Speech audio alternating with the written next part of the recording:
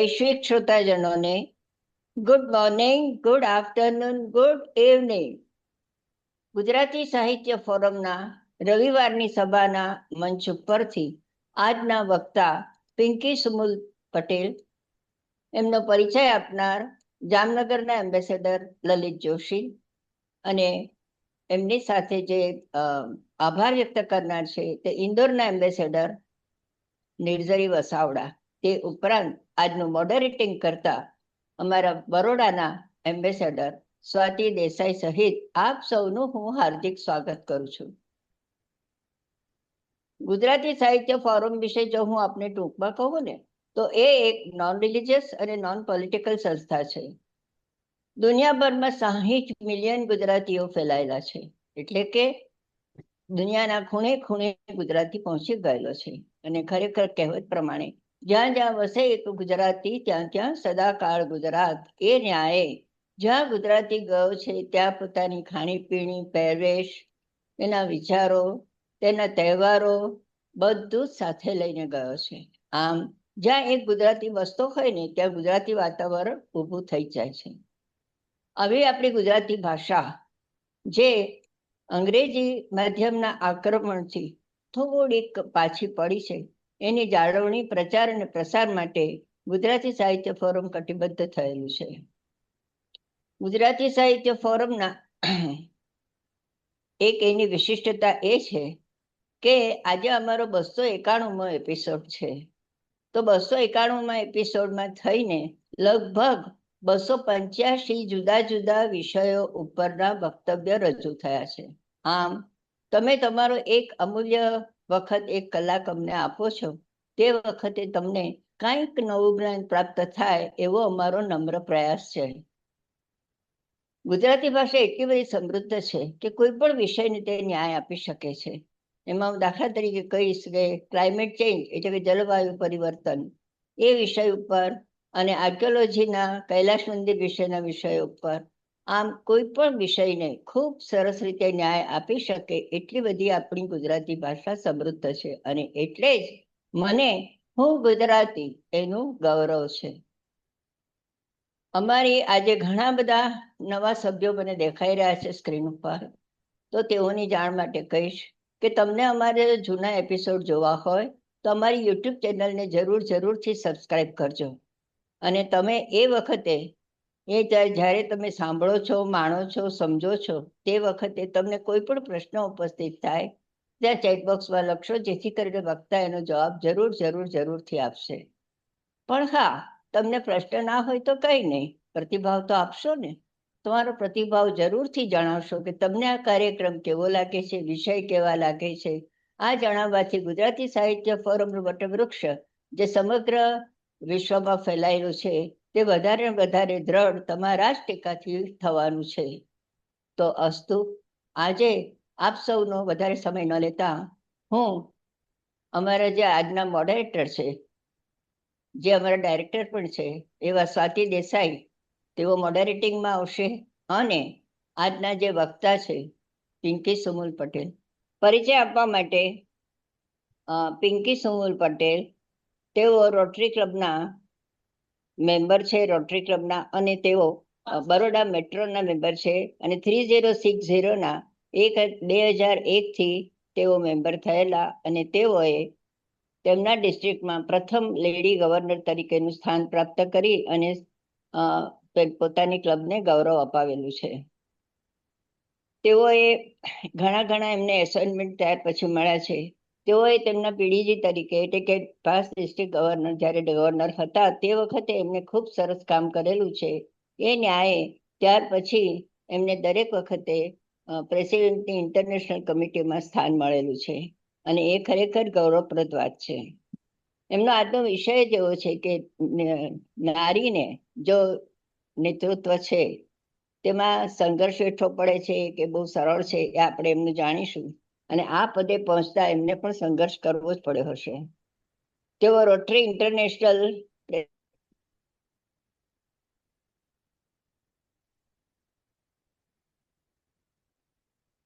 નથી સંભળાતું representative conference જે 2019માં થયેલી, 19-20માં તેઓ પધારેલા હતા. આમ એમને ઘણા બધા પ્રાપ્ત કરેલા છે, જે બધી પોસ્ટ, અને એ માટે ખરેખર એમની રોટરી ક્લબ છે એને ગૌરવ છે. અને મેં એવું સાંભળ્યું છે કે જ્યાં જ્યાં તેમને ગયા છે ત્યાં બધેથી ખૂબ જ માન સન્માન પ્રાપ્ત કર્યું છે. અને એ માન સન્માન પ્રાપ્ત કરવા માટે કઈ કઈ મુશ્કેલીઓ આવી છે, કઈ સામા વેણે તરવું પડ્યું છે, કે પછી ખૂબ જ સરળતાથી મળ્યું છે, એનો આજે આપણને ખૂબ સરસ રીતે ચિતાર સ્વાતિ દેસાઈ એમને પ્રશ્નો પૂછશે અને પિંકી એમને જવાબ આપશે. આભાર કોકિલાબેન, આ તક આપવા બદલ. માનનીય કોકિલાબેન, અલકાબેન, આજના આપના મુખ્ય વક્તા પિંકીબેન પટેલ તથા શ્રોતાજન, માર્ચની 8મી તારીખ એટલે મહિલા દિન તરીકે આખા વિશ્વભરમાં ઉજવાય છે. એવે સમયે ગુજરાતી સાહિત્ય ફોરમ પણ એને અનુલક્ષીને આખા મહિના દરમિયાન એ દર રવિવારે એના અનુલક્ષીને મહિલાને અનુલક્ષીને વક્તવ્યનું આયોજન કરે છે. તેના ભાગરૂપે આજે પિંકીબેન પટેલનું વક્તવ્ય એટલે નિર્ભય નેતૃત્વ પર યોજાયું છે. આપણે તેમની પાસેથી પ્રશ્નોત્તરી દ્વારા ઘણી રસપ્રદ બાબતો જાણવા મળશે. ગુજરાતી સાહિત્ય ફોરમના મંચ પર પિંકીબેનનું હું હાર્દિક સ્વાગત કરું છું અને એ સાથે આનંદની લાગણી અનુભવું છું. એક સામાન્ય ઉક્તિ તો સૌએ સાંભળી જ હશે કે મોસાળમાં મા પીરસે, પણ અહીંયા તો મોસાળમાં દીકરી એટલી બધી વાતો સ્ત્રી મહિલા સશક્તિકરણની કે સ્ત્રી નેતૃત્વની, એટલે સ્ત્રીને લગતી ઘણી વાતો આજે આપણને જે ન જાણી હોય એવી પણ આપણને જાણવા મળશે. અને દીકરી પીરસે એ તો આજે એક સુંદર યોગ જ કહેવાય અને એ આપણને સૌને માણવા આજે મળ્યું છે. તો આપણે આજે વિષય પર આવીએ પિંકીબેન. હા, જરૂર. મને લાગે છે કે સ્ત્રી સમાજલક્ષી કાર્યો કરવા જ્યારે ઘરનો ઉંબર ઓળંગે ત્યારે એક સંગઠિત કોઈ ગ્રુપ હોય એનું નેતૃત્વ સ્વીકારે અને પછી પોતાના પ્રશ્નો કે આંદોલનો દ્વારા એ રજૂ કરે અને ઘણા પડકારો પણ એને સામનો એ વખતે કદાચ કરવો પડતો હશે. એટલે આપ શ્રોતાજનોને જણાવો કે એ વખતે સ્ત્રી તરીકે જે પડકારો સામનો કરવો પડે છે એ કયા, અને નિર્ભય નેતૃત્વ એટલે શું, એ એના પર થોડો પ્રકાશ પાડશો આપ.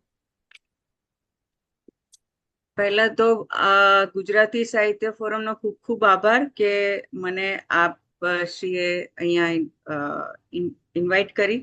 અને સ્વાતિબેન, તમારો પ્રશ્ન ખૂબ જ સરસ છે. મારા હિસાબે એવું છે કે સ્ત્રી અને પુરુષ એ બે જ્યારે બી લીડર હોય એને કોઈ પણ સંઘર્ષમાંથી પાસ થવું પડે. તો આપણે એવું કેમ માનીએ કે સ્ત્રી છું એટલે જ મને કોઈ પણ સંઘર્ષનો સામનો કરવો પડ્યો હશે. અને સંઘર્ષ એવી વસ્તુ છે કે તમે માનો તો સંઘર્ષ છે, ના માનો તો સરળતાથી કોઈ પણ કામ કરી શકાય, એવું મારું પર્સનલ એવું એક મંતવ્ય છે કે જો આપણે એવું માનીએ કે આ સંઘર્ષ છે તો સંઘર્ષ છે, ના માનીએ તો એ સરળતાથી આપણે પાર કરી શકાય છે. પણ હા, સમાજની દ્રષ્ટિએ તમે જો એને વિચારો તો હા, એમ કહેવાય કે આ એક મને જ્યારે હું ગવર્નર બની તો મારા જે રોટરી ઇન્ટરનેશનલની અમારા ડિસ્ટ્રિક્ટની હું ફર્સ્ટ લેડી ગવર્નર બની. તો કોઈ મને એવું કાયમ એડ્રેસ કરે કે આ meet hour first lady governor of our district, તો મને થોડુંક અંદરથી બહુ જ ગમતું નહોતું કે આ જેન્ડર કેમ ડિફરન્શિએટ કરો છો.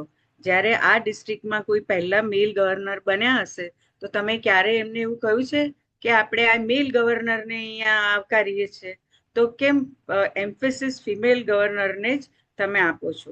બીજું, આટલા વર્ષથી તમે કોઈ લેડીને એવી ઓપોર્ચ્યુનિટી નહીં આપી હોય કે કોઈને તમે તૈયાર નહીં કરી હોય કે જે આ કોઈ પદ જે લીધું એ સ્વીકારવા તૈયાર થયું હશે. સંઘર્ષ આવે પણ એની અંદર સંઘર્ષ બહુ સરળતાથી પાસ કર્યા. જેમ કે બધી જ જગ્યાએ પોલિટિક્સ હોય છે, તે પોલિટિક્સને સમજીને આગળ વધવું. બીજું, આની અંદર ટાઈમ બાઉન્ડ હોય છે, કારણ કે તમે આજે એક જગ્યાએ હો તો કાલે કોઈ બીજા જગ્યાએ ગુજરાતની હો, કે કોઈ ત્રીજા જગ્યાએ ઇન્ડિયાની કોઈ જગ્યાએ હો, તો એ જે ટ્રાવેલિંગ ટાઈમ થાય તેની અંદર ફિઝિકલ, મેન્ટલ, સોશિયલ, ફાઇનાન્શિયલ, એ બધી જ આસ્પેક્ટ એની અંદર આવરી લેતી હોય છે. ફોર એક્ઝામ્પલ, એકવાર એક મીટિંગમાં મારે મહાબલીપુરમ જવાનું હતું, તો અમદાવાદથી ફ્લાઇટ પકડવાની હતી, અને આજે મહાબલીપુરમમાં મીટિંગ હતી અને બીજે દિવસે ધુલિયા પહોંચવાનું હતું. તો સવારે 3 વાગ્યાની ફ્લાઇટ અમદાવાદથી લીધી, મહાબલીપુરમ એટલે વોટ પહોંચી, ત્યાંથી ગાડી બોલાવી ઇન્દોરથી ટ્રાવેલ કરીને ધુલિયા રાતે 3 વાગે પહોંચી. તો હું એવું કહું કે આ જ વસ્તુ કોઈ મેલ મેમ્બરે કરી હોત, પણ હું કરું તો એમ થાય કે તમે આમ રાતે કોઈ ડ્રાઈવર સાથે એકલા આવી રીતે ટ્રાવેલ કરો, તો એમાં બીક શાના માટે લાગે? એ નિર્ભય કહેવાય કે એવી બીક, અને એને જો સંઘર્ષ માનતા હો તો સંઘર્ષ છે. મને એ નેચરલ લાગે છે કે જો હું આ પદ સ્વીકાર્યું છે તો મારે આ બધી જ ડિફિકલ્ટ ગણું તો ડિફિકલ્ટ પરિસ્થિતિમાંથી પાસ થવું પડશે. તો એ મેન્ટલ ટ્યુનિંગ જો કર્યું તો મને આમાંથી કોઈ પણ વસ્તુ એટલી ચેલેન્જિંગ ક્યારેય લાગી નથી. હા, તમારું હકારાત્મક વલણ ખૂબ જ ગમ્યું. અને એક પોઈન્ટ મુદ્દાની વાત છે કે ભય એ માનસિકતાને નબળી પાડે. એટલે નિર્ભય હોવ તો જ તમે માનસિકતા, એટલે કે ભાઈ રાત્રે આવી રીતે ટ્રાવેલ કરી શકો, પણ જ્યાં ભય ફેઠો તો પછી તમે આ બધું ન કરી શકો. એટલે એ રીતે આ નિર્ભય એ શબ્દ બરાબર બંધ બેસતો તો બેસે જ છે.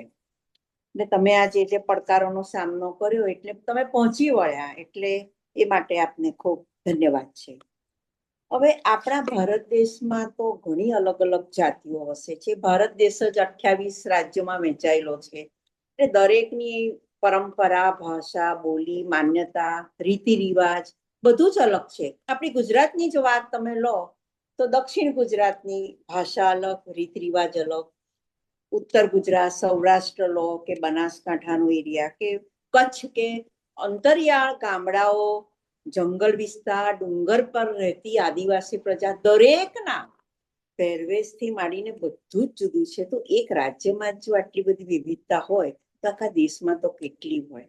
એટલે દરેક જૂથમાં રહેતી સ્ત્રીને જ્યારે આગળ આવવું હોય કે ભાઈ એની જે પરંપરા તોડવી હોય, તો એ પરંપરા તોડીને એ કેવી રીતે પોતાની નવી દિશા અપનાવે છે.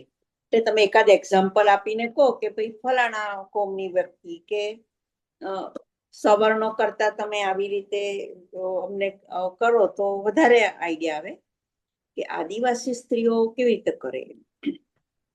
મારા હિસાબે આદિવાસી સ્ત્રી જે છે એ આપણા સિટી કરતા વધારે નિર્ભય છે. કારણ કે અમે આદિવાસી એમાં જ કામ કરીએ છીએ ઘણું બધું. તો એવું એક ઓબ્ઝર્વેશન છે કે જેટલા જ ફાર્મિંગ કરે છે, જે ખેતી કરે છે, એ ખેતીમાં મોટે ભાગે સ્ત્રીઓ હોય છે. એ ખેતીનું જે એ જ કરતી હોય છે. અને ગવર્મેન્ટ ટ્રાઇબલ એરિયામાં ઘણું એ લોકોનું એમ્ફેસિસ છે, અને એ પણ સ્ત્રીઓ લગતું ઘણું છે. તો જ્યાં બી નવી ટેકનોલોજીથી ફાર્મિંગ કરવું હોય તો એક આખી એક સ્કૂલ ચાલે છે, અને એ આખી સ્કૂલ જે છે તે સ્ત્રીઓ માટેની જ છે. એ સ્ત્રી એ સ્કૂલમાં ભણી અને એમના ગામમાં જ્યાં ખેતર હશે ત્યાં એ ટેકનોલોજી નવી અપનાવી અને ફાર્મિંગ કરે છે. જ્યારે આઈ એમ સો સોરી ટુ સે, પણ ત્યાંના જે પુરુષો છે તે ત્યાં એક સ્પેસિફિક ટાઈપનો પેલો દારૂ મળતો હોય છે, મહુડો કે તાડી કે તાડી. તો મેં જોયું છે કે વધારે પુરુષો એ પીને કદાચ બેસી રહેતા હશે કે એવું કામ નહીં કરતા હોય, પણ સ્ત્રીઓ જ વધારે ટેકનોલોજી વાઇઝ પણ એટલી આગળ છે, એમનું જે નોલેજ છે એમાં પણ એટલી આગળ છે. આપણને એવું લાગે છે એમના પહેરવેશથી કે હમ. એમની રહેણીકરણીથી એવું લાગે છે કે આ લોકો સ્ત્રીઓને આગળ નથી રાખતા, પણ 99% ત્યાંની સ્ત્રીઓ સિટીના સ્ત્રીઓ કરતા ઘણી જ આગળ છે. એમને કોઈ પણ કામ કરવામાં શરમ નથી, કશે પણ જવામાં એમને કોઈ પણ દિવસ ડર નથી લાગતો, અને જેટલું નવું શીખવાડતા હોઈએ એ નવું શીખે છે. ફોર એક્ઝામ્પલ, અમે થોડા વર્ષ પહેલા ત્યાં ગયા હતા, તો અમને થયું કે આપણે આ સ્ત્રીઓને કંઈક મેનાપોઝ માટે કંઈક શીખવાડીએ. બધી એક આખી સ્ત્રીઓનું જૂથ ભેગું કરીને એવું વિચાર્યું કે આમને કંઈક એના માટે ઇન્ફોર્મેશન આપીએ. એમની સાથે વાતો કરતા એવું લાગ્યું કે એમને આની કશી ખબર જ નથી ને એમને કોઈ તકલીફ પડતી જ નથી.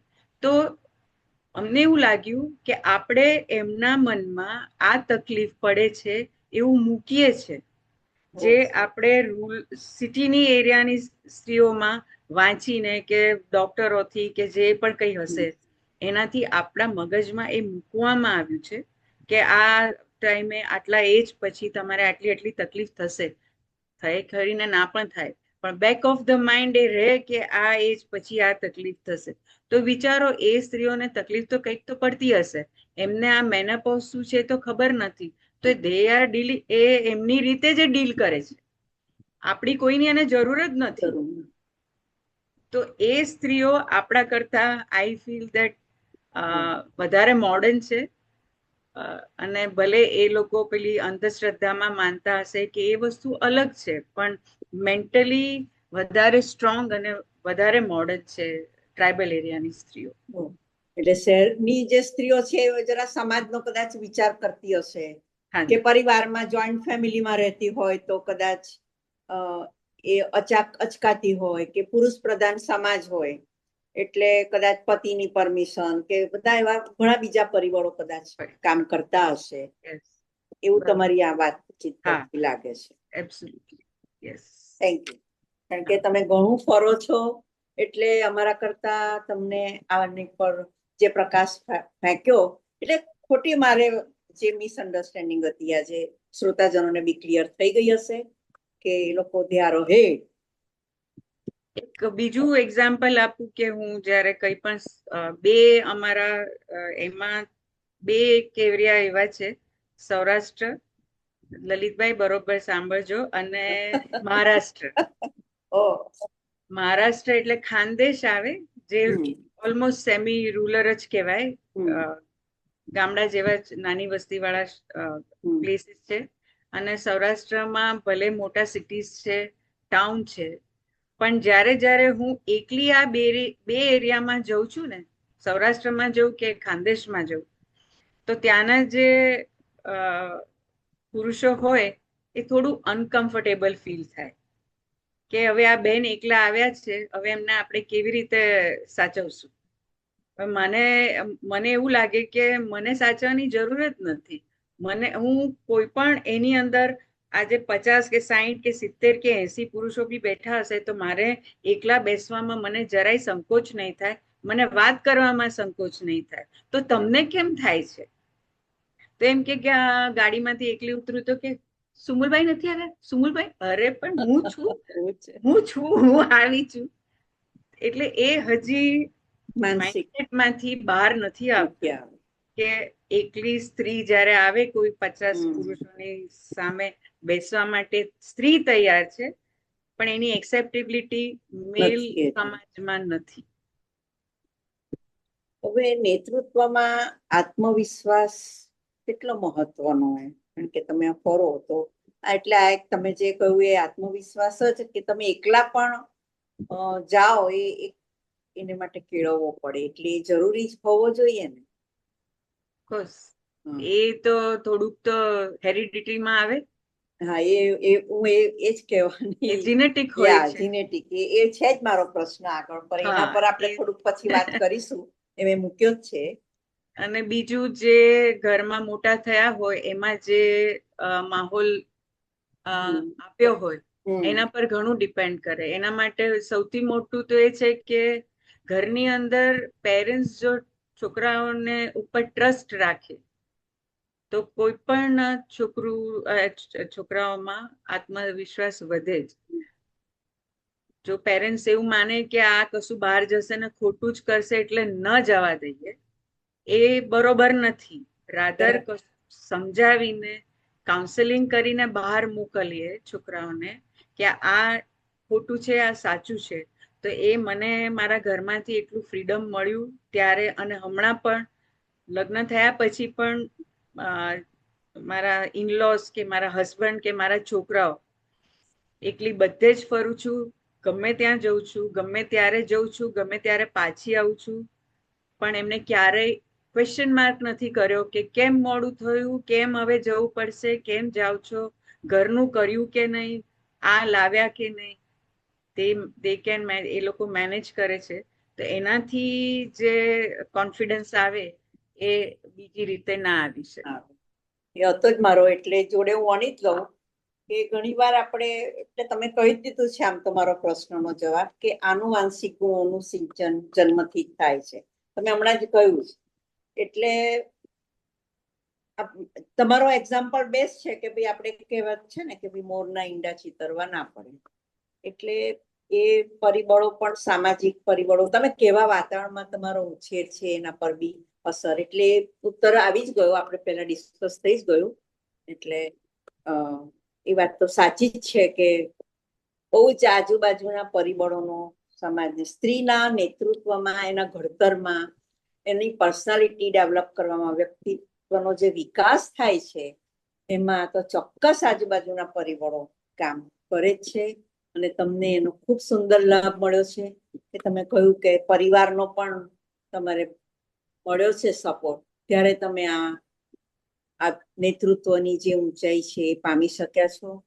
અને આટલું બધું તમે કરો છો, એટલે ઘણા પેલું ગામે ગામ ને દરેક રાજ્યમાં, એટલે તમને ઘણું સ્ત્રીઓની જે સ્થિતિ છે એના પર પણ તમને ઘણું જ એ કરે. તો મને એવું થાય તમે ઘણા રાજ્યમાં ફર્યા છો, તો કોઈ એવું રાજ્ય ખરું કે જે એના પર તમને એવું લાગે કે સ્ત્રી વધારે સ્વતંત્ર રીતે પોતાનું એવું કોઈ રાજ્ય? મહારાષ્ટ્રની સ્ત્રીઓ ઘણી જ આત્મવિશ્વાસ અને નિર્ભય હોય છે. મહારાષ્ટ્રીયન પર્ટિક્યુલરલી જે કમ્યુનિટી છે મહારાષ્ટ્રીયન, એને એટલે એ હજી આપણા ગુજરાતીઓમાં હજી થોડુંક પણ માનસિકતા એવી છે કે ઘરનું કરો ને બહાર કેમ જવું છે, ઘરમાં જેટલું કામ છે બહાર કેમ જવું છે, ઘરનું સંભાળીને જાઓ. કારણ કે આપણી નેસેસિટીઝ કદાચ ગુજરાતીઓની વધારે છે. જ્યારે એ લોકોની ફોર એક્ઝામ્પલ સવારે જો એક વસ્તુ કરી હોય કે થોડુંક બધું કરી દીધું હોય તો આખો દિવસ એમને વાંધો ના આવે, દે કેન મેનેજ. અને મેં એવું જોયું છે કે મહારાષ્ટ્રન સ્ત્રીઓ જે છે એ પહેલેથી કેરિયર ઓરિએન્ટેડ હોય છે, અને એ લગ્ન પછી પણ એ કન્ટિન્યુ કરતી. આપણે ત્યાં બાય એન્ડ લાર્જ એવું કે આપણે પૈસાની શું જરૂર છે, છોડી દો, નોકરી કરતા હોય તો છોડી દો. પણ એ માનસિકતા ફેરવવાની જરૂર છે. એ ફરી છે અત્યારે ચેન્જ થઈ છે, કારણ કે અત્યારની છોકરીઓ જ કરિયર ઓરિએન્ટેડ હોય છે. કારણ કે આપણે એમને મોટી એ રીતે કરેલી છે કે કરિયર છોડવી ના જોઈએ કોઈ પણ હિસાબે. એ પૈસા માટે જ ના હોય કઈ પણ વસ્તુ, પણ આપણા પોતાના સેલ્ફ ડેવલપમેન્ટ માટે પણ એ હોઈ શકે. તો મહારાષ્ટ્ર એક એવું સ્ટેટ છે કે જ્યાં સ્ત્રીઓ ગુજરાતી સ્ત્રીઓ કરતા ઘણી આગળ છે. તમે મહિલા સશક્તિકરણનું બી આટલું કામ કરો છો, એટલે એવો કોઈ તમારો પ્રોજેક્ટ ખરો તમારી સંસ્થા દ્વારા કે શહેરમાં કે ગામડાઓમાં કે એવી રીતે, એના પર કંઈ કહેશો? એટલે વિમેન એમ્પાવરમેન્ટ સેન્ટર્સ ચલાવતા, એમ્પાવરમેન્ટ.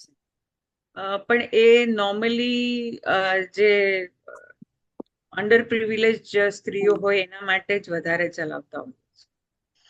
તો એવું એટલે જનરલ જે પરસેપ્શન છે એમાં એવું છે કે એમને આપણે સીવણ ક્લાસ કરાવડાવીએ, કે એમને બ્યુટિશિયનનો કોર્સ કરાવડાવીએ, કે એમને કંઈક એવું કરાવડાવીએ જેનાથી એમની ઇન્કમ જનરેટ થાય. હેન્ડીક્રાફ્ટ નું કે એવું કંઈ હા, હેન્ડીક્રાફ્ટનું એટલે એ બધું જ એની આવી અંદર. જાય, માટીકામ કે હેન્ડી. પણ મને કોઈક વાર એવો વિચાર આવે કે એવા જ કેમ કામો આપણે એમને હા, શીખવાડીએ છીએ યા કે જે એ ઘરમાં જ બેસીને કરી બેસીને શકે, કરે, એમને ઘરની બહાર ના બહાર જવું. ના જાય. એવું કેમ નથી કરાવતા કે જે બહાર જઈને કામ કરી શકે બરાબર છે. અને એમાંથી પોતાનું ઓન ઇન્કમ ડેલી જનરેટ કરી શકે? તમે એમને કમ્પ્યુટર લિટરેટ કેમ નથી કરાવતા નથી. કે તમે એને એડલ્ટ એજ્યુકેશનમાં પહેલા ભણાવીને આગળ કેમ કશું નથી શીખવાડતા કે સીવણને એ જ કરાવે છે? તો એક એવું એક્ઝામ્પલ હતું કે જ્યારે હું ગવર્નર હતી તો મેં એવું કીધું કે મારે કોઈ સ્ત્રીને જસ્ટ મશીન આપી નથી દેવું, મશીન ક્લબને હું આપું, પણ એ ક્લબે 5 મશીન મિનિમમ લઈને ક્લાસ ચલાવવાના. તો બધી ફિમેલના જ આવે એપ્લિકેશન, તો એની અંદર લગભગ 6 કે 7 એવી એપ્લિકેશન મેલ મેમ્બરની આવે કે અમને પણ આ ક્લાસમાં ઇન્ટરેસ્ટ છે. તો જે કમિટી હોય એમ કે આપણે આ મહિલા માટે કરીએ છીએ, આપણે કેમ એમને આપીએ? પણ મારું એવું હતું કે મહિલા માટે કે પુરુષ માટે એને જરૂર છે કઈ પણ વસ્તુઓનું, તો એ બાંધી કેમ દઈએ છે કે આ મહિલા માટે જ છે? તો એ મહિલા માટે હોય દેટ મીન્સ કે આપણે ખાલી મશીન આપવાના, એ મહિલાને જ આપવાના. અને કઈ બીજું, ફોર એક્ઝામ્પલ કાર્પેન્ટ્રી હોય કે કઈ પણ વસ્તુ હોય કે ડ્રાઇવિંગ હોય, તો એ પછી આપણે કહીશું કે એટલું પુરુષો નથી, પછી ત્યાં મહિલા આવશે તો તમે શું કરશો?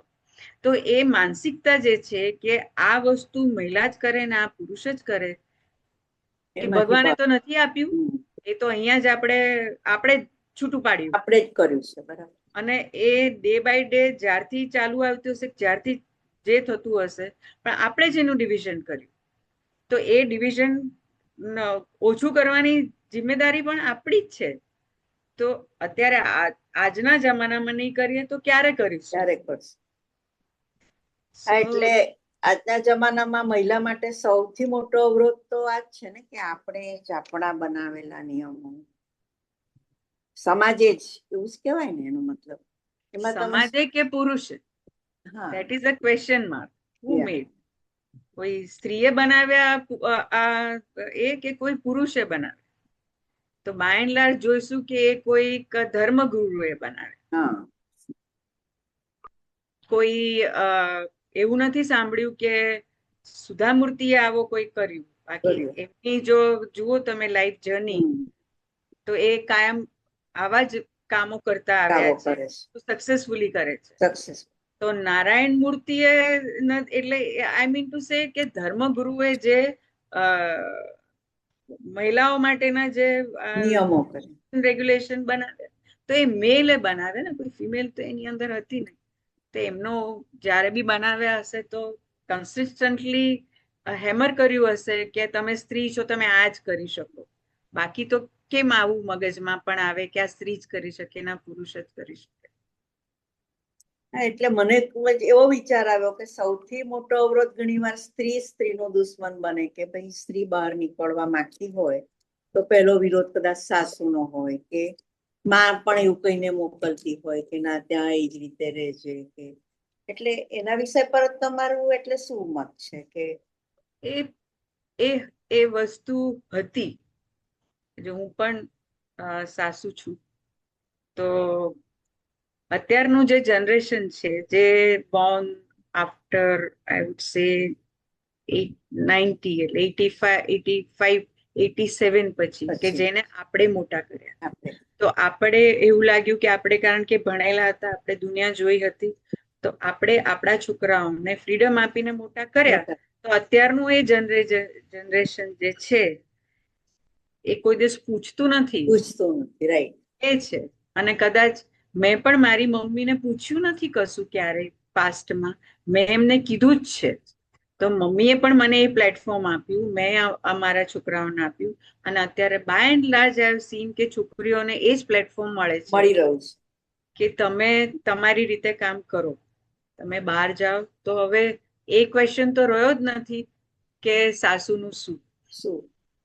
સાસુ અવરોધ કરે એ તો હવે ભૂલી જ હવે જવાનું. ભૂલી જ જવાનું, હવે એ નથી વસ્તુ રહ્યું, તો હવે નથી રહ્યું. એક પણ સ્ટ્રેટામાં મેં નથી જોઈ. એવું નથી કે એફ્લુઅન્ટ ક્લાસમાં કે મિડલ ક્લાસમાં, લોઅર ક્લાસમાં પણ હવે છોકરીઓને રહ્યું. એટલું જ ઇમ્પોર્ટન્સ આપે છે. એક હશે કોઈ એક ફોર એક્ઝામ્પલ હરિયાણા કે એવી બધી હા, જગ્યાઓ એટલે પછી એ બાજુ હજી થોડું હા, ખરું, એ પંજાબ બાજુ ને એ ખરું, બાજુ થોડું. પણ જે આપણા નોર્ધન સાઈડ એટલે અપવર્ડ કે સાઉથમાં કે વેસ્ટમાં ઈસ્ટમાં એ કશે નથી. I think so A barrier હવે રહ્યું નથી. કોઈ એવી ઘટના ખરી કે જેને તમે આમ જિંદગીભર એટલે તમને એમ અસર કરી ગઈ હોય જીવનમાં, યાદગાર કોઈ એવી કોઈ અવિસ્મરણીય પ્રસંગ કે કંઈ પણ? બહુ જ બધા છે એવા પ્રસંગો, કારણ કે એક પ્લેટફોર્મ ઉપર જ્યારે કોઈ ડાયસ ઉપર આપણી બાજુમાં બેસે, આપણે કોઈ એ જગ્યાના નવા હોઈએ, આપણને ખબર ના હોય કે આ કોણ બાજુમાં આપણે બેસું છે, જો વહેલા આવતા હોય કે. તો એવા 2-3 પ્રસંગ એવા છે કે જે જગ્યાએ ગઈ હતી ત્યાં એક મારી બાજુમાં એક એકદમ લિનનના વ્હાઈટ કપડાં પહેરીને એક બહુ સરસ પર્સનાલિટી વાળા એક ભાઈ આવીને બેઠા. ઘણા જ હેન્ડસમ હતા, એટલે મને આમ એમનું વ્યક્તિત્વ ઘણું આમ એટ્રેક્ટિવ લાગ્યું. તો મેં એમની જોડે વાત કરવાનું ચાલુ કર્યું. મહારાષ્ટ્રમાં જ હતા, કહા સે હો, બધું ચાલુ કર્યું. તો કશું બીજું આગળ કશું બોલ્યા નહીં, અને એમનું ઇન્ટ્રોડક્શન આપતા ગયા. પછી બધા આવ્યા ત્યારે ખબર પડી તે તો બહુ મોટા ત્યાંના પોલિટિશિયન હતા. પણ એ ભાઈએ એવી ખબર ના પડવા દીધી મને, અને મારી જોડે તો એમણે મને એટલું પૂછ્યું કે એસા લગતા હૈ આપ યહાં કે નહીં હો, બહાર સે હો? તો હા, મેં ગુજરાત સે હું. તો પણ એવું ના બોલ્યા કે હું એક પોલિટિશિયન છું અને હું અહીંયા એક હા. તો એવા એટલા બધા ઇન્સિડન્સીસ બન્યા છે. હમણાં રિસન્ટલી કહું, મહિલા માટે જ છે એટલે કહું કે મથુરાથી ટ્રેન લેતા હતા અમે, અને ગાડીમાંથી ઉતર્યા અને સામાન ઉતાર્યો. કુલીને બોલાવતા તે એક એકદમ હરિયાણવી ટાઈપ સ્ટાઉટ એન્ડ ઊંચી લેડી આવી, અને મેં રખ દેતી હું કરીને હજી હું કે મારા હસબન્ડ કશું બોલીએ એ પેલા એટલી મોટી બેગ એને ફટાક કરતી માથા પર ચડાવી દીધી. એક બીજું હતું હાથમાં લઈ લીધું છે, ત્રીજું આમ લઈ લઈને આમ ચાલવા માંડ્યા. એટલે હું આમ જોતી જ રહી ગઈ કે મારી સ્ટ્રોલર બેગ પણ હું પ્રોપર રીતે નથી લઈ શકતી. આ બેન કુલી હતા અને માથા પર મૂકી દીધી. તો અને પછી વાત કરતા ખબર પડી કે એ મથુરા સ્ટેશન પર ફર્સ્ટ લેડી હતી જેણે એનું લાયસન્સ લીધું, અને પછી કંઈક 6 કે 7 લેડીએ લીધું. અને એમનું જે ડેડિકેશન હતું એ મને ખૂબ જ એકદમ આમ ટચ કરી ગયું. તમે ટ્રેન ગમે ત્યારે આવે, 9 to 5 જોબ કરવી એ અલગ વસ્તુ છે, પણ ટ્રેન ગમે ત્યારે આવે. બીજું, તમને એ દિવસે કઈ કામ મળે કે ના મળે, તમે રાતે ટ્રેન આવે તો રાતે પણ ત્યાં હાજર હશો, કે દિવસે આવે કે અર્લી મોર્નિંગ આવશે ત્યારે હાજર હશો. કેટલા લોકો એની સાથે બાર્ગેનિંગ કરતા હશે કે આટલા નહીં ને આટલા નહીં ને આટલા નહીં. તો એ લેડીનું જે નિર્ભય લેડી જેને આપણે કહીએ ને કે આ મેલના પ્રોપર મેલ સમાજમાં કુલીનું લાયસન્સ લેવું, it is something very touchy. એટલે મને કદાચ ક્યારેય આ વસ્તુ ભૂલી નહીં શકું. મારા આમાંથી જતું જ નથી કે આમ ઉચકીના માથા પર મૂકી તો આમ જોતી રહી ગઈ કે આ બેન તો જો. બહુ બધા એવા છે કે જે જુદી જુદી જગ્યાના આપણને એક્સપિરિયન્સ થાય, સારા થાય, કોઈક વાર ખરાબ થાય, પણ એ રહી તો જાય મગજમાં, ભૂલી ના જવાય. તમે જે ઘટના કહી કે પેલા જે રાજકારણી પુરુષ તમારા, એ પરથી એક પ્રશ્ન મને સૂઝ્યો કે તમારા મતે સફળતા શું? એટલે કે પદ મોટું હતું, પ્રભાવ કે પરિવર્તન? એટલે કે ઘણીવાર શું હોય છે કે સમાજમાં પરિવર્તન પદથી આવે છે, કોઈ પ્રભાવથી આવે છે, કે ઘણીવાર એવું પણ હોય છે કે જેને કોઈ પદ નથી હોતું, કોઈ એવી એની લાયકાત કે એવું વ્યક્તિત્વ બી નથી હોતું, છતાં પડદા પાછળ લઈને એ સમાજમાં પરિવર્તન લાવી શકે છે. ઘણા બધા હોય છે પદ. તો તમે જો પરિવર્તિત હો તો જ તમને પદ મળે. તમે કશું પ્રૂવ કર્યું હોય લાઈફમાં તો જ કોઈ તમને પદ ઓફર કરે. રબર સ્ટેમ્પ બહુ ઓછી જગ્યાએ લાંબુ ચાલતું હોય છે. મહિલા સરપંચને જે આપે છે, સરપંચ બનાવે છે, બેઝિકલી એ મહિલા કોટાની અંદર પછી એમના હસબન્ડ જ ચલાવતા હોય છે. એ પાસ્ટની વસ્તુ હતી. હમણાં હું રાધર છોકરીને જ મળી, મને કોઈકે એનું ઇન્ટ્રોડ્યુસ કરાવ્યું. 26-27 વર્ષની છોકરી હતી, MSW કરેલું હતું, અને એ સરપંચ ગામની. એટલે એને કીધું કે અનમેરિડ છોકરી છે અને અહીંયા કોઈ ગામની અંદર સરપંચ છે, એટલે એવું કોઈ એમનામાં પેલું નહોતું કે એમના હસબન્ડ કે એમના ફાધર સરપંચ પેલા ફિમેલ કોટામાં. તો એણે એની પોતાની જે આવડત છે એ પ્રૂવ કરી. તો પ્રૂવ કરી તો પદ મળ્યું તો એ કંઈ પણ પરોક્ષ ઓર પાછળથી, પડદા પાછળથી કંઈ પણ રીતે પરિવર્તન લાવી શકે. તો પરિવર્તિત હોય તો જ પદ મળે, એમને તો ના મળે. બીજો એક નિર્ભયતાનો એક કિસ્સો મને હમણાં જ યાદ આવ્યો કે હું પોરબંદર ગઈ હતી ક્લબની અંદર. તો મારી સ્પીચ હતી, તો હું એમાં એવું બોલ્યું કે પોરબંદર બે વસ્તુ માટે ઘણી જ પ્રખ્યાત છે. એક તો ગાંધીજી અને બીજા સંતોકબા. બેવની પર્સનાલિટી અલગ છે, પણ તોય એ એના બે માટે જાણીતી છે. નીચે ઉતરી તો અમારા એક ભાઈ હતા રોટેરિયન, એ મને કે એક બેન આમ ફ્રન્ટ સીટમાં જ બેઠા હતા, એની સાથે એમણે મને ઓળખાણ કરાવી કે તમે હમણાં જે બોલતા હતા ને સંતોકબા, એના દેરાણી છે. એટલે મને તો મરી ગયા. પેલી તો ડોન ડોન કીધું કે હા બરોબર, સરસ સરસ કરીને હું ત્યાંથી ખસી ગઈ. એ મને બેન કહીને ગયા કે હું આ ભાઈને કહું છું, એ તમને મારા ઘરે લઈ આવશે. એટલે મેં કીધું હા સારું, પણ મારે કઈ જવું નહોતું એમના ઘરે. તો પછી બધું પતી ગયું એટલે મને પેલા ભાઈ બોલાવવા આવ્યા કે આપણે ચલો સંતો ત્યાં પેલા હિરલબા એમનું નામ, એમણે બોલાવ્યા છે તો આપણે ત્યાં જઈએ. તો મારે નથી આવવું એમને ત્યાં, મારે ડોનને ત્યાં નથી આવવું. કે ના, હવે તો કીધું છે એટલે તો જવું જ પડે. તો આ તો યાર ખરું છે. એટલે ગયા. તો મોટી હવેલી અને પેલું રામલીલા કયું એક પિક્ચર હતું કઈ, અંદર અમે 4-5 જણા એન્ટર થયા. તો એક ખાટલો હતો, ખાટલાની અંદર 4-5 માણસો બેઠા હતા, ઓડીને બેઠા હતા. અને અમે આવ્યા એટલે અમે એકદમ ઊભા થઈ ગયા. પણ જે પેલા આગળ જે ભાઈ પોરબંદરના હતા એમણે કીધું કે ભાઈ બોલાવ્યા છે. નહીં તો મને થયું કે હમણાં અંદરથી આમ કઈ ગન કાઢીને મારી સામે કાઢશે. તો અમે અંદર ગયા. બહુ સરસ રીતે આવકાર આપ્યો, અમને બેસાડે. આમ વચ્ચે હતું ને આમ મોટો હિંચકો હતો, અમે સાઈડમાં બેઠા હતા. પણ અમારી કોઈની કઈ પણ બોલવાની કઈ બહુ ખાસ હિંમત ના ચાલી, ચૂપચાપ બેઠા હતા. એટલે એમને વાતો ચાલુ કરી કે અહીંયા બેઠા બેઠા મારા એટલે BM 19 ખૂન કરાવ્યા. BM એટલે એમના હસબન્ડ પૂરા મુંજા. તો અમને તો કહેવાય તો ચૂપ જ રહો. એટલે એ બધું એમનું પેલું બધું બોલતા હતા કે જેલમાં અમને તેમને બધું વર્ણન કરતા હતા. પછી કે શું લેશો? એટલે મેં કીધું કઈ નહીં. તો કે લેવું તો પડે. એટલે હા સારું ચાલો ભાઈ, અહીંયા તો ક્યાં ડોનના ઘરમાં તો આપણાથી કઈ બોલાય નહીં. હા આપો. એટલે લીંબુ શરબત લઈ આવે અને બધા દરવાજા બંધ.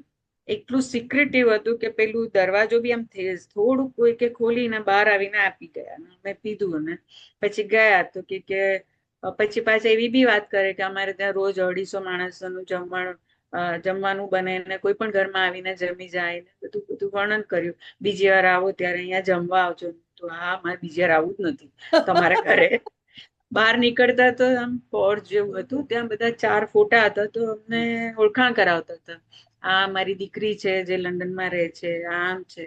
પછી 2 ફોટા હતા કે એક લેડી અને એક મેલનો, બેવ ઘોડા પર બેઠા હતા અને બેવના હાથમાં રાઇફલ હતી, પેલી મોટી આવે ને એવી, અને બેવ એકબીજાની સામે હતી. એટલે કે આ કે એમના જે હું ભૂલી ગઈ કોનો છોકરો હતો એ છે, અને આ એને પ્રેમ કરતો હતો, અને આ સારા ઘરની દીકરી. હવે એ પોતે જ બોલ્યા કે આ સારા ઘરની દીકરી એટલે લગ્ન થઈ શકે એમ એવું હતું નહીં. એટલે દેટ મીન્સ કે એમણે પોતે એક્સેપ્ટ કર્યું કે અમારા ઘરમાં કંઈક તો તકલીફ છે. એટલે કે બે એકબીજાને સામસામે ગોળી મારીને બેવે મરી ગયા. એટલે એમ તો કે અહીંયા તો હવે ભાગો જ, આ તો અહીંયા અંદરથી રાઇફલ લઈને આવી જશે. Oh my God. બહાર નીકળ્યા. આ એક ઇન્સિડન્સ આમ કોઈ દિવસ ભૂલી ના શકાય. ના બીજી વાર થઈ તો ત્યાં મળ્યા, તો મારી બાજુમાં ઉભા હતા અને મને કે ઘરે આવવાનું છે. મેં કીધું કે હું તો હમણાં નીકળું છું, હમણાં આવા એવું નથી. તો આમ મારો હાથ પકડીને, ના આવું જ પડે ને. મેં કીધું હવે તો ભાગો જ અહીંયાથી, ઘરે બીજી વાર મારે નથી જવું. તો કોઈક વાર આવા બી એક કશુંક થઈ જાય પ્રસંગો થઈ જાય. આપણાથી હા, એટલે તમે અવોઇડેબલ હોય, પણ ડર ત્યારે ડર તો લાગે જ, થોડું તો ના લાગે. કામ લાગે. ડર અંદર તો લાગે જ કે આ ડોનના ઘરમાં આપણે હા, બેઠા. ડોનના ને આ જાતનું વાતાવરણમાં તો ચોક્કસ લાગે. હા, એટલે એવા ઇન્સિડન્સ કોઈક વાર થઈ જાય જે નિર્ભયતા થોડીક બાજુ પર મૂકી દે. હવે તમે માનો છો કે નિર્ભય નેતૃત્વની પુરુષને પણ એટલી જ જરૂર છે જેટલી સ્ત્રીઓની? કોઈ જરૂર છે, બેવને જરૂર હોય. ડિફરન્શિએટ કેવી રીતે કરી શકાય?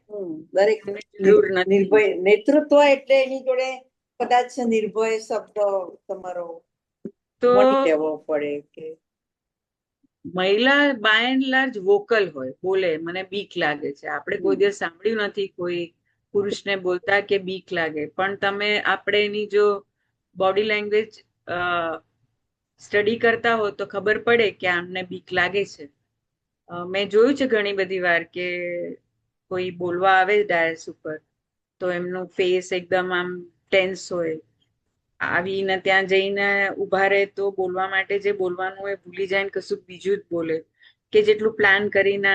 એવું સ્ત્રીઓ સાથે બી થાય પણ પુરુષ સાથે બી થાય. એટલે ડર તો એમને પણ. હવે પબ્લિક સ્પીકિંગ એવી વસ્તુ છે કે જો તમે આવા કોઈ ઇન્સ્ટિટ્યુશનમાં હો તો તમને એનો ડર લાગવો ના જોઈએ.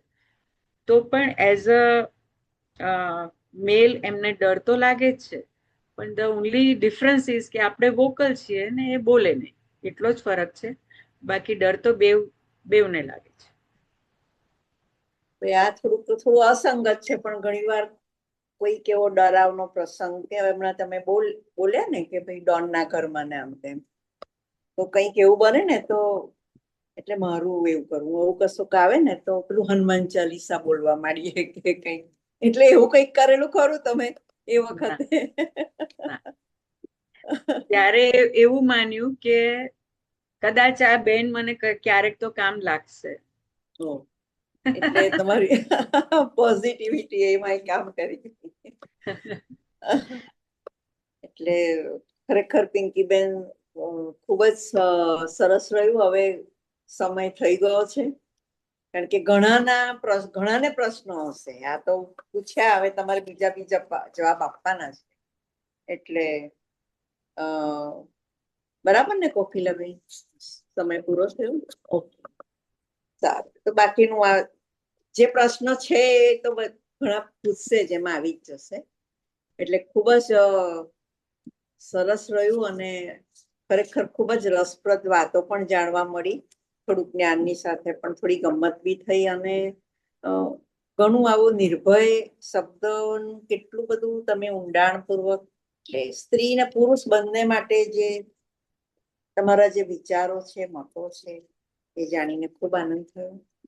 આભાર.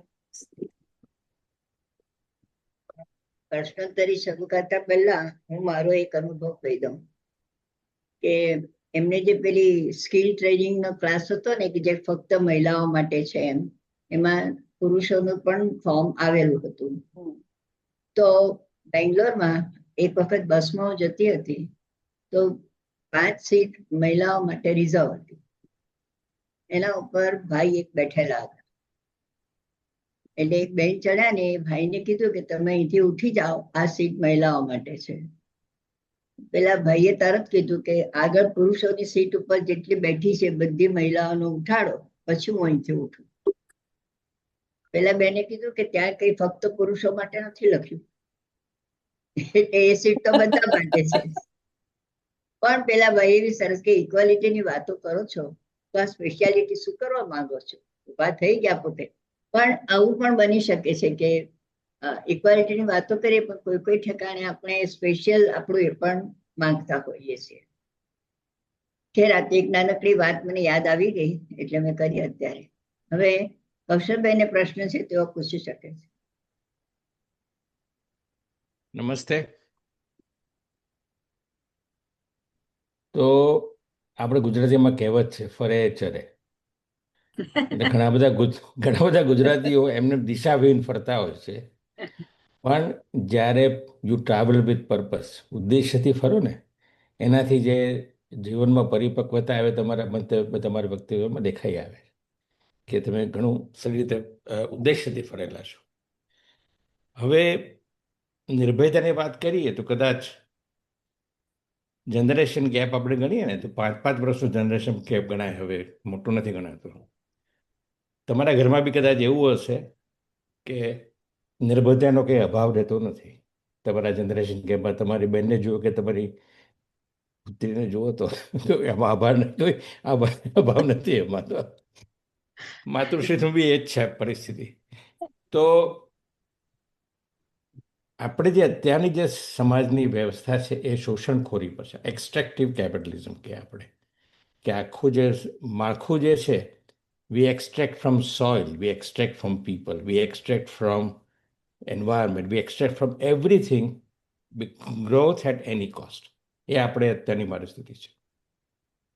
જ્યારે આ જે નવું જનરેશન આવી રહ્યું છે એમાં ઘણું બધું આપણે એને ટેલેન્ટને આપણે ચેનલાઇઝ કરીએ તો એને આપણે જે રિજનરેટિવ ઇકોનોમી કહીએ, જે પુનર્જીવિત અર્થતંત્ર કહેવાય, તો એને આપણે આ નવી જનરેશન જેમાં આ ભાવ નથી, જેને એનો જ આ નિર્ભયતાનો, કારણ કે very self confident, they can work anywhere anything from કુલી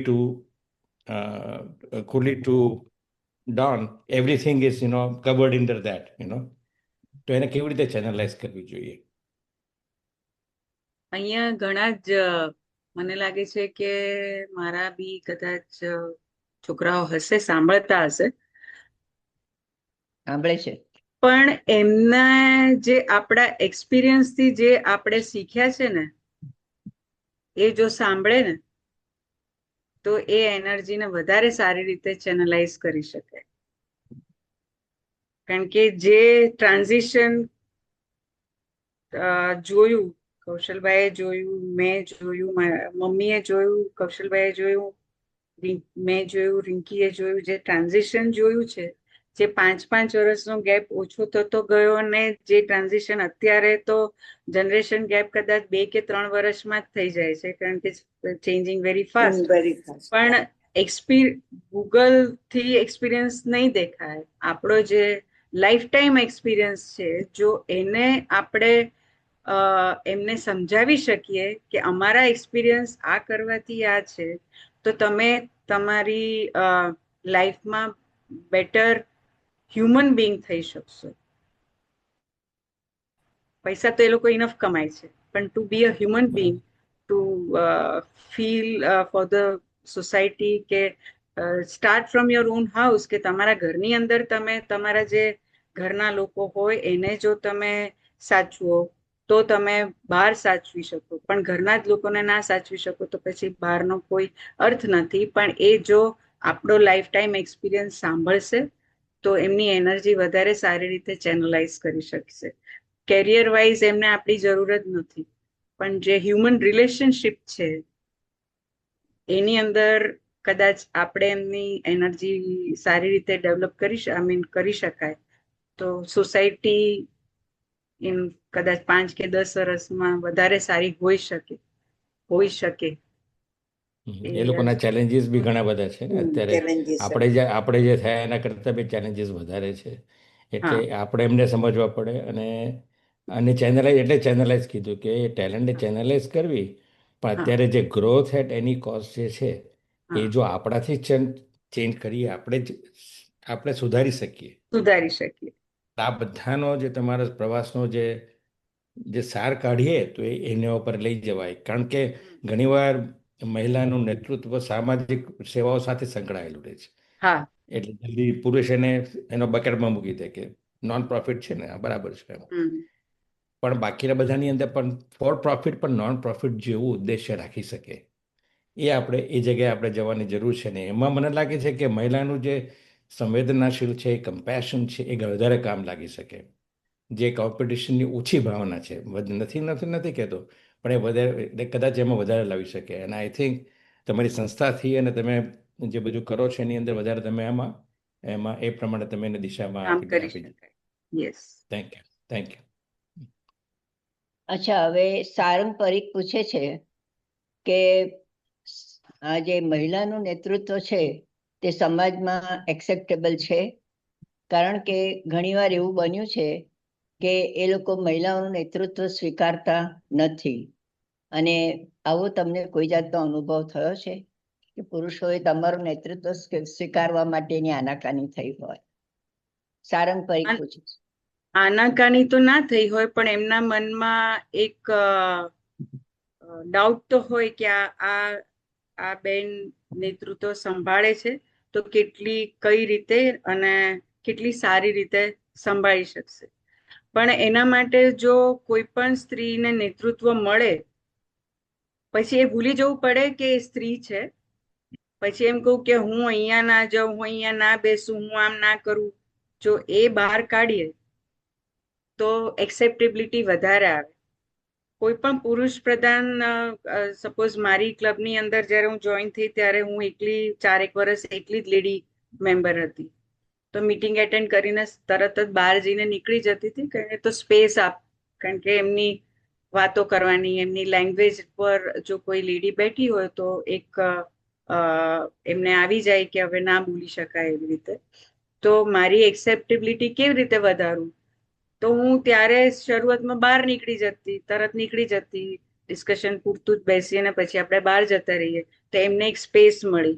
તો ધીરે ધીરે મેં એની અંદર થોડું વધારે બેસવાનું ચાલુ કર્યું અને જે મને ગમતી વસ્તુ નથી એ મેં સાંભળી નહીં.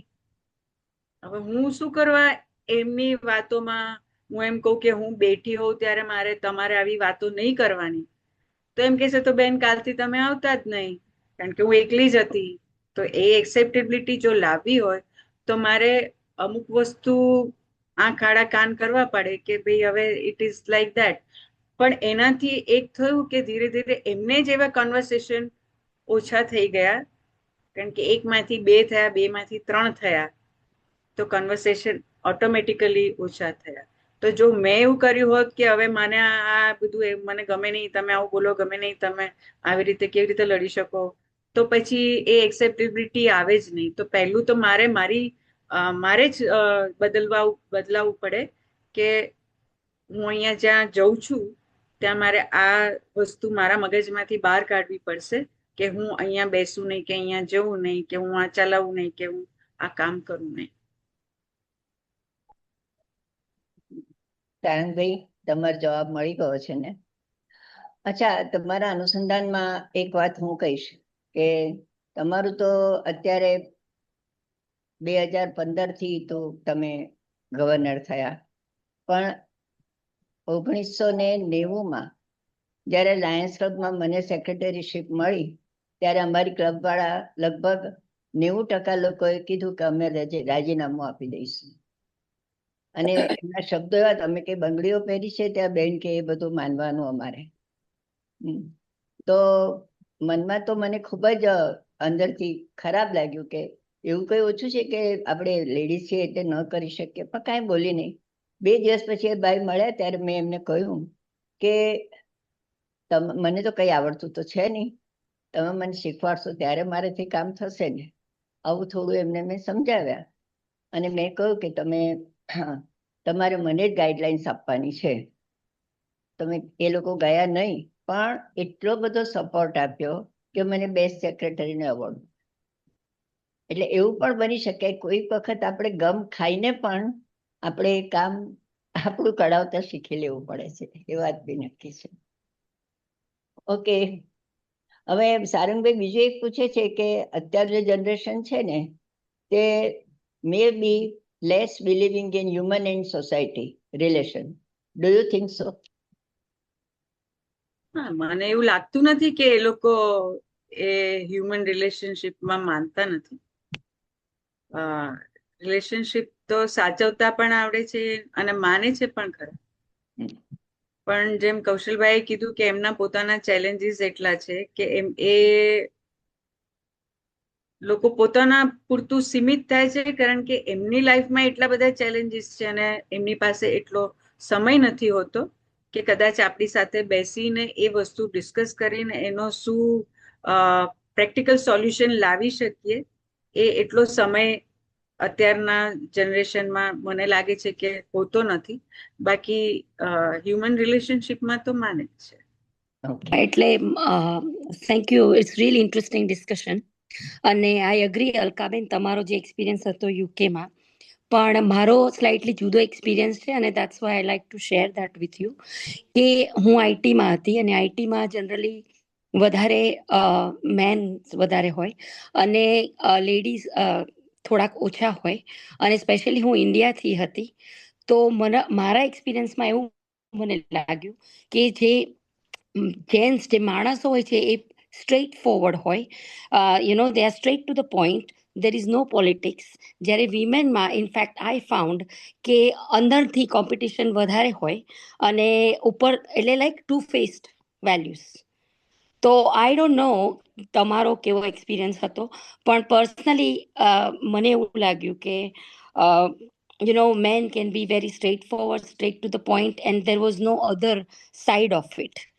અને આઈ રિયલી અપ્રિશિએટ દેટ. જ્યારે ફિમેલમાં there is a different other agenda is going on, કે કદાચ થોડીક જેલસી પણ હોઈ શકે, પણ આઈ જસ્ટ થોટ કે that part of it as well, કે મને ઇનફેક્ટ આઈટીમાં રહીને મેન્સનો વધારે સપોર્ટ રહ્યો. I don't know whether you have experienced something like that as well in the meetings, કે men can be straight to the point, whereas with the female there are other agendas going on. હા, એ face કરેલું છે ઘણી બધી વાર. અને એમાં બે વસ્તુ છે કે કદાચ ફિમેલ પહેલેથી જેમ જેમ મોટી થાય એમ એને ઘરમાંથી જ પોલિટિક્સ ચાલુ થાય.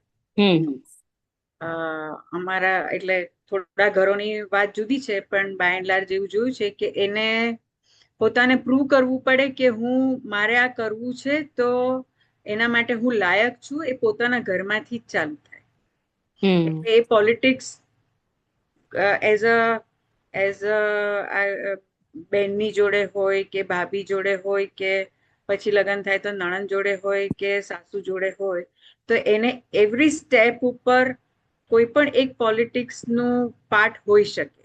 તો it is been imbibed in the female, કે પોલિટિકલી એ પોલિટિક્સ એને બરોબર બહુ સારી રીતે જો કરવું હોય તો આવડી શકે. કોઈ બી મહિલાને આવડી શકે. પણ એ કરીએ નહીં એ વસ્તુ જુદી છે, પણ ચેલેન્જ કરે તો પોલિટિક્સ બરોબર જેમ મેલ પોલિટિક્સ હોય ને એ મેઇન સ્ટ્રીમ પોલિટિક્સમાં પણ કરી શકે, કારણ કે ઇટ ઇઝ બીન ઇમ્બાઇબ. મને એવો હજી સુધી કોઈ એક્સપિરિયન્સ એવો થયો નથી, પણ હા, એ વાત સાચી છે કે it is very easy to deal with man than female. Thank you. અચ્છા, હવે ખૂબ સરસ પ્રશ્નોત્તરીના જવાબની સવાલ જવાબ બહુ સરસ રીતે થઈ ગયા. હવે નિર્જરીને કંઈ કહેવું છે, પણ સાથે સાથે નિર્જરી તારો સવાલ તો એ પૂછી અને આભાર વ્યક્ત કરવા માટે તને વિનંતી કરું છું. નિર્જરી.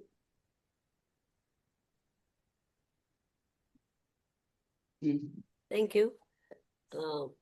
ખૂબ સરસ કન્વર્સેશન ચાલતું હતું અને ત્યાં સ્વાતિબેને પોતે જ સચેત થઈને એમ કહ્યું કે હવે આપણો ટાઈમ લિમિટ પૂરું થાય છે, ત્યારે અમને લોકો એમ થયું કે 45 મિનિટ્સ થઈ ગઈ. એટલે તમારો એટલો સરસ વ્યક્તિત્વનું અનુભવ અને તમે સ્વાતિબેનના એવા સરસ પ્રશ્નો કે વાતનો ફ્લો બહુ જ સરસ થયો અને અમને પણ ઘણું બધું જાણવા મળ્યું. એમાં એક બે વાતો સાથે હું કહું તો હમણાં તમે જે ડાવરીની વાત કરતા હતા તો એમાં અમારો હમણાં ફેમિલી કોલ ચાલતો હતો જ્યારે આપણે બિફોર ટાઈમ મળ્યા ત્યારે. એટલે હું થોડી સાઈડ પર પણ ગઈ હતી તો અમારો લોંગ કોલ ચાલતો હતો. તો ખૂબ બધી વાતો થઈ. અત્યારે આ બધી પ્રોટેસ્ટની વાત થાય છે ને જે વોરની વાત થાય છે એ પણ થાય છે. અને બાય ધ વે છેલ્લે એમ પૂછવામાં આવે કે અને મમ્મી બીજું શું, એટલે આ તમે જે કહો છો ને ફેમિલીની વાતને જે કહેતા હતા ફોર ગુડ હ્યુમન બિંગ આપણે બ્રિજ બનીએ છીએ જનરેશન્સ વચ્ચે, તો એમાં કોકવાર ફેમિલીની પણ વાતો થાય. એટલે એ વાતમાં મારે ભાગે એ આવ્યું તો હમણાં જે અમે વેડિંગ એટેન્ડ કર્યા અને કોની શું સ્ટાઇલ ને એ બધું કહેતા હતા એટલે મેં કીધું કે માસીએ એમ કે આનલ બધું જે દીકરી જે બધું લઈને ગઈ એ બધાને બતાડ્યું પણ ખરું. એટલે કે કેમ?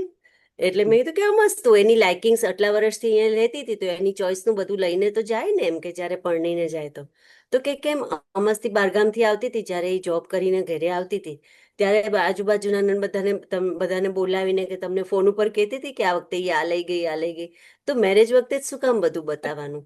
એ ઘરેથી પિયરથી જે સામાન લઈને મોકલો છો ને જે પિયરમાં બતાડો છો તો જ સામે એક્સપેક્ટ થાય છે કે હવે તું ડાવરીનું આ પ્રોબ્લેમ થાય છે. એટલે કે આપણે એમાં તમે લોકો ડિફરન્શિએટ શું કામ કરો છો કે હવે તું પરણીને જાય છે માટે તું આટલું બેગ ભરીને લઈને જા, જાણે પાછી જ નથી આવવાની. એટલે આ જે ડાવરીને આપણી જે કાઢી કર્યાવરની જે વાત છે હા, એ બંને વચ્ચેનો કઈ it's a very thin line.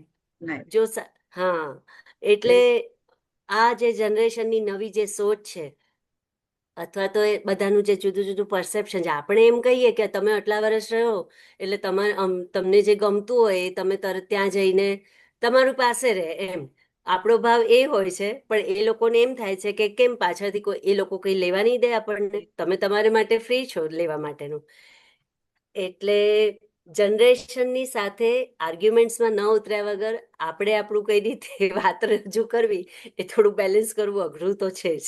ના એટલે પણ એમાં એવું છે કે કોઈ પણ હા, વસ્તુની એમ કે પરમિશન લેવી પડે કરેક્ટ તો એ કદાચ મને બી એક્સેપ્ટેબલ ના હોય તો મારા ના હોય. છોકરાને મારી દીકરીને કે મારી ડોટરીલોને કેવી રીતે એક્સેપ્ટેબલ? હા, એટલે તમે જે રીતે કીધું ને કે ઘરનું સિંચન એમ કે તમે જે વિશ્વાસ રાખીને આગળ કર્યા હોય તો કદાચ આ બંને છોકરાઓનો ગ્રોથ એવી રીતે થયો છે તો ઘરમાં એટલે અમે કહ્યું કે આજે તું ઘરમાં આટલું બધું છું એમ. એટલે કે ના ગઈકાલે જ હું માર્ચ માટે ગઈ હતી, કોલ્ડ પ્રોટેસ્ટ લંડનમાં રહે છે તો એ બધું એ રાઇટ્સ માટે કરે, ભણી પણ એ માટે છે ગ્લોબલ કોમ્યુનિકેશનમાં. અને એટલે નિર્ભયતાની જે વાત કરો છો ને અહીંયા બેઠીને હું બી લાગતી હોય કે આ નોન રેસિડેન્ટ્સ છે કોકવાર આવી રીતે જાય છે એમાં કંઈક થઈ ન જાય અને એને એમ છે કે ના આપણો રાઇટ્સ છે જેના માટે રાઇટ્સ માટે આપણે જે અવાજ ઉઠાવવો પડે અને કે એ ત્યાં ઇન્ડિયાની જેવું ન હોય એટલે વાંધો નથી એમ. પણ ડેફિનેટલી એવું કાંઈ પણ હોય તો એ જાય અને એનો એક પરફેક્ટ રૂટ હોય અને એ કમ્પ્લીટ કરીને પ્રોપર બધું કરે એ. હા, તો છે એનામાં એ બધું. તો મને તમને તમારી વાત તો જાણીને પણ એમ થાય કે એક સ્ટેપ લીધું ત્યારે તમને જેમ ઘરમાંથી કોઈએ ના ન પાડી એવી યસ, જરૂર જ નથી કે કોઈની હાની જરૂર હોય પણ કોઈએ ના નથી પાડી એ વધારે ઇમ્પોર્ટન્ટ છે. ઇમ્પોર્ટન્ટ છે. એટલે સપોર્ટ કરવું એ વધારે ઇમ્પોર્ટન્ટ છે. Correct correct. એટલે આજે વધુ ને વધુ જો દરેક પરિવારમાં વધે તો કદાચ મને એવું લાગે છે કે દરેક પોતાનો જે વિચારો છે એની સાથે આખો સમાજ બદલવા માટે તૈયાર જ છે. પહેલો સ્ટેપ પોતે વ્યક્તિએ પોતે બહાર નીકળવાનું અને બીજું જો કંઈ પણ અપોઝ થાય તો એને કઈ રીતે સારી રીતે સમજાવીને પોતાનું કાર્ય કરવા માટે આગળ વધવું જોઈએ એ વધારે જરૂરી છે. તો આજની ઘણા વખતથી કોકિલાબેનને રિંકી થ્રુ તમારી વાતો કટકે કટકે સાંભળતા પણ જે રીતે તમે કૌશલભાઈએ કહ્યું ને કે તમે જે ફરે એ ચરે અને જે તમે આખું તમે કદાચ વ્યક્તિ હશો જ કે જેના માટે તમે અત્યારે સ્ટેન્ડ કરી રહ્યા છો પણ કદાચ આ જે તમારો ટ્રાવેલિંગનો જે કાર્ય સાથેનું ટ્રાવેલિંગ જે કર્યું ને એમાં તમારું જે તમે જે પર્સોનિફાઈડ ગ્રૂમ થયા એ મને લાગે છે કે એ આજે અમને બધાને અનુભવ થયો અને ચોકસે પરિવારની આખી જે એક ટીમ છે, જે અલકા આંટીના પણ જે ક્વેશ્ચન હતા એના ઉપરથી લાગે કે આઈ થિંક તમારા લોકોને બ્લડમાં આ વધારે છે, જેને તમે સસ્ટેન કર્યું છે. અને વી રિયલી પ્રાઉડ કે આજે તમે જેટલું તમે બહારના લોકોને તમારો પરિચય કરાવ્યો છે તમારા કાર્યથી, તો અમને અહીંયા તમારી સિર્ફ વાતોથી તમારો પરિચય થયો એ GSF ને કારણે પોસિબલ થયું છે. બીજા ઘણી તમે વર્ચ્યુઅલ પ્લેટફોર્મ પર જતા હશો, પણ અમને તમારો અનુભવ GSF થ્રુ થયો, એટલે હું પણ આભારી છું કે હું GSF સાથે જોડાયેલી છું. દર રવિવારે અમને એવા વ્યક્તિઓનો પરિચય કરાવે છે કે એમાંથી કંઈક અમારા મોબાઈલ ચેટમાં અમે કંઈક પોઈન્ટ્સ કરી શકીએ છીએ. Thank you so much for coming. સ્વાતિબેન, તમારા પ્રશ્નોથી અમને બહુ જ આ વાર્તાલાપ ઇન્ટરેસ્ટિંગ બની રહ્યો. કોકિલાબેન, ખૂબ ખૂબ આભાર. તમે મને આભાર વિધિ માટે આજે તક આપી. Thank you. Thank you so much. Thank you. આજનું આટલું સરસ આપણે વક્તવ્ય જાણ્યું, નવા વિચારો આવ્યા, અને એ વિચારો ઉપર પણ આપણે વિચાર કરતા થઈ જઈશું. તો કોઈક વખત ફરી પિંકીબેનને બોલાવીને આપણે બીજા સવાલો છે એને જવાબ માટે એમને કહીશું કે આપીને ખૂબ સરસ રીતે આજનું વક્તવ્ય માન્યું છે. એ બદલ આપણા શ્રોતાઓનો પણ આભાર. અને દરેકે ખૂબ સારા પ્રશ્નો પૂછ્યા ને, એ મને બહુ જ ગમ્યું. કારણ કે પ્રશ્ન ક્યારે પૂછાય કે જ્યારે તમે આખું વક્તવ્ય ખૂબ શાંતિથી અને સમજપૂર્વક સાંભળ્યું હોય તો જ. અને એટલે શ્રોતાઓ માટે મને ખરેખર ગર્વ છે કે દરેક વખતે શ્રોતાઓના પ્રશ્નોત્તરી બહુ જ સરસ હોય છે. એટલે એ શ્રોતાઓનો પણ હું હૃદયપૂર્વક આભાર માનું. અસ્તુ.